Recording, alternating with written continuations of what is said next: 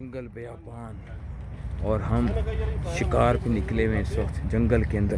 یہ بونڈ پہاڑ جنگل اندر چاروں طرف, اور یہاں صرف بونڈے مارنے کے لیے لوگ آتے ہیں ایک دوسرے کی. ہم بونڈ مرانے نہیں آئے, صرف شکار کرنے ہیں. لیکن مجھے کسی نے بتایا کہ اس جنگل کے اندر اس دونوں طرف ادھر بھی یہاں لوگ جھاڑیوں میں خسرے چود رہے ہوتے ہیں اور ادھر گشتیاں چود رہے ہوتے ہیں. یہ ڈیوائڈر روڈ بنا ہوا ہے اور وہ بتا رہا کہانی ساری چدائی کی, جو ہوئی چدائی. تو پھر نواز یہاں تو صرف چدائیاں ہوتی ہیں. یہ تو لگتا ہے واو. ہم بیل مچھلی پکڑنے جا رہے ہیں. اس جگہ ہم جا رہے ہیں وہاں بہت بڑی بڑی بیل مچھلیاں ہیں اور وہ ہمارا انتظار کر رہی ہیں کہ کب آئیں گے. ایک تو بادوں کے بعد بارش نے بھونڈ پاڑی ہوئی ہے جنگل بیابان کے اندر. یہاں سے لوگوں کا آنا جانا ہے, گزرتے ہیں اور پھر یہاں سے وہ بیل مچھلی لے کے آتے ہیں. کچھ لوگ ادھر سے آ کے چدائیاں کرتے ہیں, کچھ ادھر سے جو آتے ہیں وہ یہاں سے بیل مچھلی لے کے آتے ہیں. یہ دونوں سائڈ پہ چدائی اسٹیشن کھلا ہوا ہے. جنگل بیابان اور چدائی. یہ رہا تھا جنگل میں کوئی کسی کو.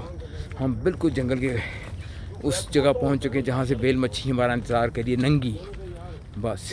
اور پھر ہم بیل مچھلی پکڑیں گے اور کھائیں گے اور پھر گرم ہو کے دوبارہ چد جائیں گے. واو مین جو دو راستے آگے تو فلم بن گئی بہن جو. ایک راستہ یہ راستہ اور یہ بونڈ پہاڑ بہن چو. میں بڑے عرصے بعد آیا ہوں یہاں بہن چود. یہ دریا آ گیا سامنے.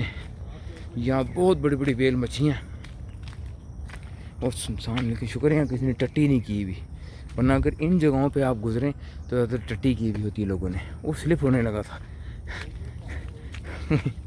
دیکھ کے یہاں سے سلپ ہو تو لوڑے لگ جائے گا, نیچے دریا میں چلا جائے گا بہن چود اور پھر چوت جائے گا. وہ سامنے بلڈنگ جس کے اندر لوگ فلیٹ میں رہیں گے اور پھر چدائیاں کریں گے, مزید چدائیاں کریں گے.